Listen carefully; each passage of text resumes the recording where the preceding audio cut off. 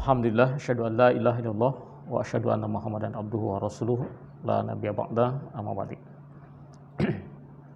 Para santri sekalian, kelas 10 Muallimin, alhamdulillah pada hari ini kita kembali bertemu untuk melanjutkan pelajaran kita di tingkat Muallimin, dan pada hari ini kita akan mempelajari yaitu terkait dengan hadis riwayat Imam Bukhari. Jadi mata pelajaran pada hari ini yaitu pelajaran Bukhari, dan untuk hari ini kita buka dengan hadis yang pertama di bab iman. Baik, di hadis yang pertama di bab iman dicantumkan, yaitu kita baca hadisnya. Haddatsana Ubaidullah bin Musa, menceritakan kepada kami, kata Imam Bukhari, yaitu Ubaidillah bin Musa. Qala akhbarona Hanzalah ibnu Abi Sufyan. Kemudian katanya ia mengabarkan kepada kami Hanzalah bin Abi Sufyan an Ikrimah bin Khalid, dari Ikrimah bin Khalid, an Ibni Umar radhiyallahu anhuma, dari Ibnu Umar radhiyallahu anhuma.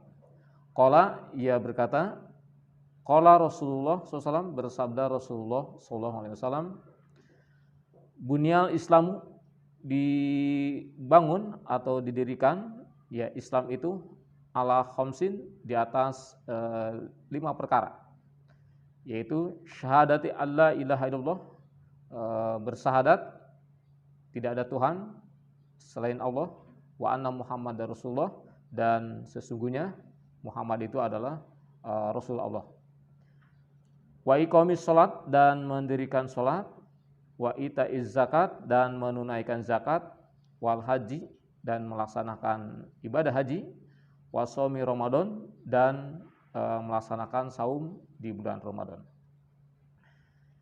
Baik, jadi hadis ini hadis yang pertama dalam kitab iman di dalam Sahih Bukhari, yaitu menegaskan bahwa Islam dibangun di atas 5 perkara. Hal ini dalam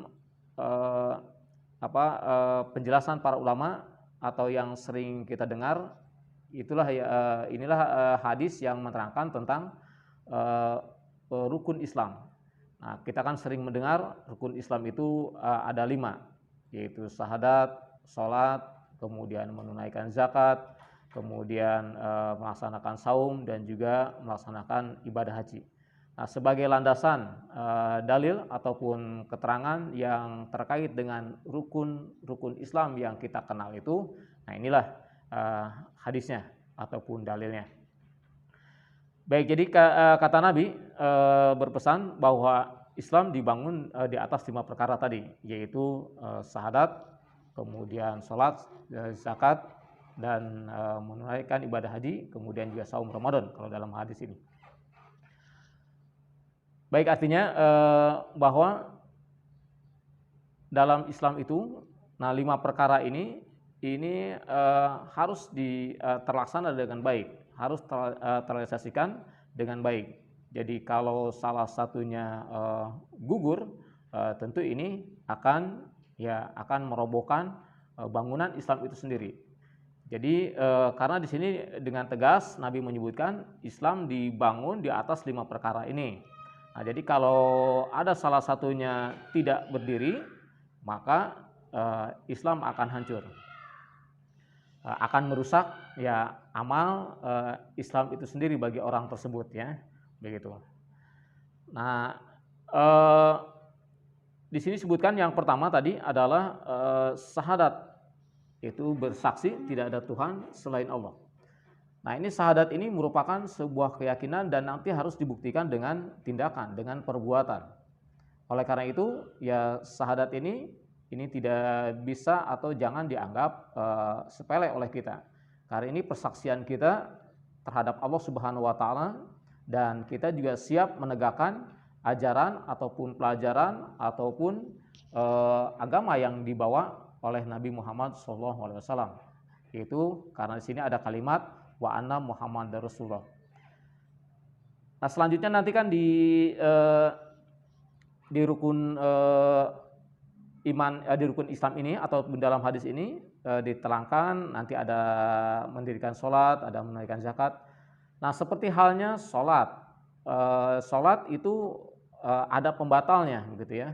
Ada pembatalnya. Sholat bisa gugur. Nah, nanti karena apa? Karena apa? Demikian juga syahadat di sini. Jadi syahadat kita juga bisa gugur nanti, gitu ya, bisa batal ketika kita melakukan sesuatu yang membatalkan terhadap syahadat itu. Apa yang bisa membatalkan syahadat itu? Yaitulah salah satunya adalah perbuatan syirik, perbuatan ya musyrik. Oleh karena itu ini sangat harus dihindar sekali oleh orang yang beragama Islam. Bahkan ya dalam Al-Quran juga kan Allah menegaskan begitu ya, tidak akan diampuni seseorang yang membawa dosa kemusyrikan itu. Nah, oleh karena itu ini umat Islam karena sudah bersaksi tidak ada Tuhan selain Allah, maka tidak boleh mempertuhankan yang lain.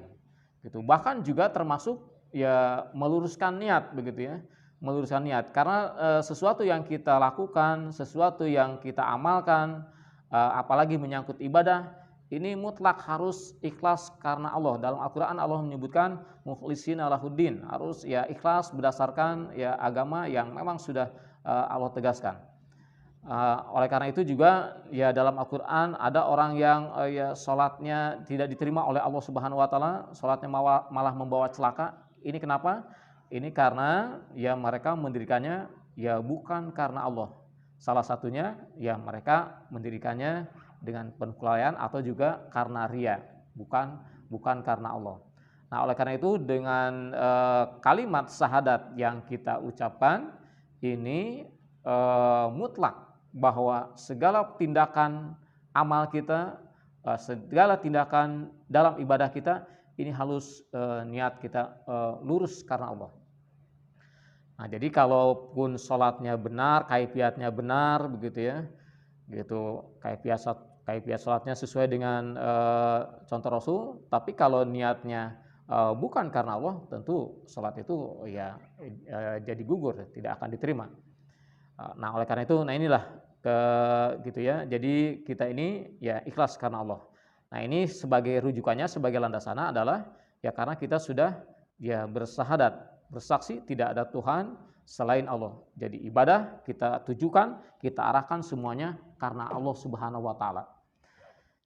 Baik para santri sekalian, nah jadi yang pertama ya rukun Islam atau Islam dibangun di atas 5 perkara. Yang pertama dalam hadis ini yaitulah bersahadat. Nah, artinya di sini kita siap melaksanakan ibadah ini ya mutlak ikhlas karena Allah, dan juga kita melaksanakan ibadah nanti yang melakukan kebaikan ini sesuai dengan contoh Rasulullah SAW. Karena kita sudah mengikrarkan dengan kalimat wa anna Muhammadar Rasulullah. Nah, dengan kalimat tersebut ini berarti ini ikrar kita untuk senantiasa ya tidak mengabaikan contoh-contoh Rasul. Baik, kemudian yang kedua dalam hadis ini katanya Islam dibangun juga yang kedua yaitu iqamis sholat, yaitu dengan mendirikan sholat. Nah, jadi dengan mendirikan sholat ini juga yang kedua bagian dari rukun Islam ataupun merupakan tiang tempat berdirinya Islam. Oleh karena itu ya dalam melaksanakan sholat ini harus senantiasa benar sesuai dengan kaifiat, kemudian juga tadi dengan niat yang lurus karena Allah Subhanahu Wa Taala. Kalau dalam surat Al-Kautsar disebutkan fasholli li rabbika, salatlah kamu karena Tuhan kamu.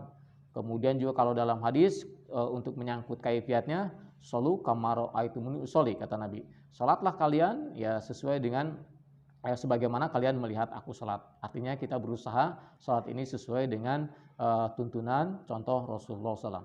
Nah, di mana kita sudah berusaha untuk sebaik mungkin dalam melaksanakan sholat, berarti kita sudah memperkokoh tiang Islam yang kedua, begitu.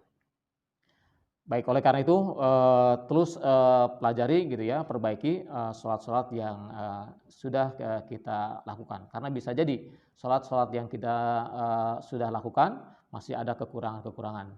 Terus pelajari terkait dengan masalah pelajaran sholat. Kemudian juga jangan lupa wa itaiz zakat, dan menunaikan zakat, gitu ya. Jadi ya kalian harus gitu ya, harus ingat. Jadi kalau sesuatu barang milik kalian ada yang memang harus dikeluarkan zakatnya, maka keluarkanlah. Sebab kalau kalian lalai terhadap zakat, gitu, punya barang yang harus dikeluarkan zakatnya ternyata tidak dikeluarkan, ini juga akan menyeret kalian ke neraka. Padahal kalian tadi sudah bersahadat, sudah mendirikan sholat, tapi sayang ada ya cincin, ada barang emas yang kalian miliki tapi tidak dikeluarkan zakatnya, yang akhirnya ya menyeret kalian ke neraka, begitu. Nah, oleh karena itu ya perhatikan, mungkin ya benda-benda atau barang-barang yang milik kalian ada ya sesuatu yang dikeluarkan zakatnya, maka segeralah keluarkan. Seperti misalkan emas gitu ya. Emas baik perhiasan ataupun batangan. Nah, atau juga mungkin kalian ada punya barang berupa perak gitu ya. Ini juga tentu ya ada kewajiban zakatnya. Nanti kita pelajari di bab zakat. Kemudian juga dalam urusan peternakan mungkin ada yang berternak kambing, berternak sapi begitu ya, berternak unta. Nah, ini juga dalam peternakan nanti juga ada hal-hal yang harus dikeluarkan zakatnya. Kemudian juga dalam pertanian, dalam perdagangan. Nah, ini ya, dalam perdagangan. Nah, ini juga ya ada harus dikeluarkan zakatnya, yang disebut dengan zakat tijarah, zakat perdagangan. Kemudian nanti ada zakat mal, dan itu ya. Dan itu kita bisa pelajari nanti khusus di bab zakat. Nah, di hadis ini hanya sekedar untuk mengingatkan bahwa kalian setelah berada dalam agama Islam ini, maka supaya keislaman kalian kokoh, ini juga jangan lupa untuk menunaikan zakat. Selanjutnya yaitu melaksanakan haji ke Baitullah ya, ke tanah suci Mekah. Tentu ini ya kalau dalam Al-Qur'an Allah menyebutkan manis ta'ta'a ilai sabila. Jadi nanti bisa dilakukan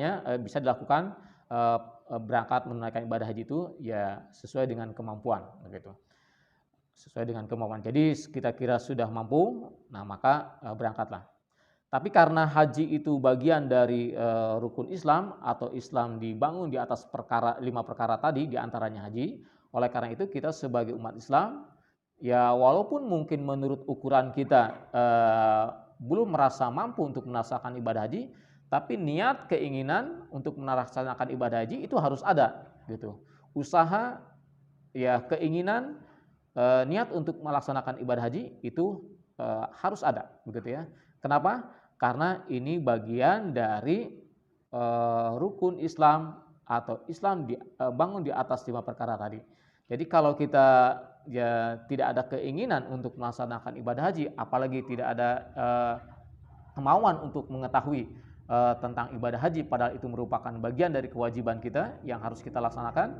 Nah, ini juga tentu akan merusak keislaman kita. Bisa jadi malah akhirnya membawa kita ke neraka karena kita lalai atau tidak punya keinginan untuk menunaikan ibadah haji. Baik, selanjutnya yang kelima kalau dalam hadis ini yaitu saum Ramadan, yaitu menunaikan saum di bulan Ramadan. Ini juga merupakan kewajiban, dan itu merupakan ya rukun Islam, dan merupakan tiang ataupun bangunan yang di atasnya itulah ada ajaran Islam. Maka ini pun tidak boleh diabaikan. Oleh karena itu ya khusus di bab saum, Nabi juga banyak menjelaskan ya terkait dengan ya dosa-dosa tidak saum dan juga keuntungan-keuntungan melaksanakan saum. Oleh karena itu ini sesuatu yang tidak boleh kita abaikan. Baik, jadi ketika kita sudah menganut ataupun berada dalam agama Islam, maka kita tidak boleh lalai dalam 5 perkara ini. Maka 5 perkara ini harus kita tegakkan dengan kokoh, harus kita dirikan dengan kuat, karena di atasnya ada bangunan Islam yang kita yakini. Maka di mana 5 perkara ini salah satunya hancur, maka ini juga akan menghancurkan keislaman kita. Baik para santri sekalian, mungkin pertemuan pada hari ini terkait dengan pelajaran Bukhari kita cukupkan, mudah-mudahan bisa dipahami, dan insya Allah kita lanjutkan di pekan yang akan datang terkait dengan mata pelajaran ini. Terima kasih atas perhatiannya, ya mudah-mudahan kalian sehat dan juga tetap semangat walaupun ya sampai saat ini kalian harus tetap belajar di rumah. Sekian, terima kasih. Assalamualaikum warahmatullahi wabarakatuh.